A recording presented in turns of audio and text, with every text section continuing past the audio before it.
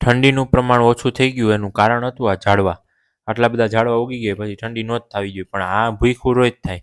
પછી આપણે કીધું હાલો આને થોડું ખવડાવી લઈ. ત્યાર પછી આપણે પહોંચી ગયા સીધા ઓસ્ટન સિનેમાએ. અહીંયા કોને કોને મૂવી જોયા મને કહી દેજો, અને ક્યાં મૂવી જોવા આવ્યા હતા એ કોમેન્ટમાં કહી દેજો. મેં તો પુષ્પા જોયું હતું ભાઈ. એના પછી જો અહીંયા લખ્યું હતું હિમાલયની આયુર્વેદિક દવા. ગોંડલમાં શું કરતી હતી ખબર નહીં. સાંજે આપણે પહોંચ્યા સીધા મીરભાઈને બટેટા ખાવા મસાલાવાળા. અને ત્યાં મને આજે એક બહુ મોટા વ્યક્તિ ભેગા થઈ ગયા, દેવભાઈ કોટડિયા. એ મને હેરી પોટરની જે કિન્ડર જોઈને દુઃખ કહેતા હતા કે મારી પાસે એક વસ્તુ નથી. પછી મેં કીધું મારી પાસે નથી, યાદ આવી ગયું કે આપણે એક વસ્તુ બાકી છે. મેં કીધું હાલો હવે લઈ લો. આમાં સિલેક્ટ કરવામાં ખબર નથી પડતી કે એમાં શું નીકળશે. પછી મેં સિલેક્ટ કરી લીધું, અને હવે જો આમાં આપણે સસ્પેન્સથી બહુ આમ સાઉથના મૂવી જેવું સસ્પેન્સ રાખીને ખોલતા હતા, ને એમાંથી જે જોતું હતું ને એ જ મળ્યું. જોવો મારી ખુશી જોઈ શકો તમે મોઢા ઉપર. ઉત્તરાયણની તૈયારી હવે દેખાવા માંડી. તમે બધા ફોલો કરો એ નથી દેખાતું, હાલો કરી નાખો.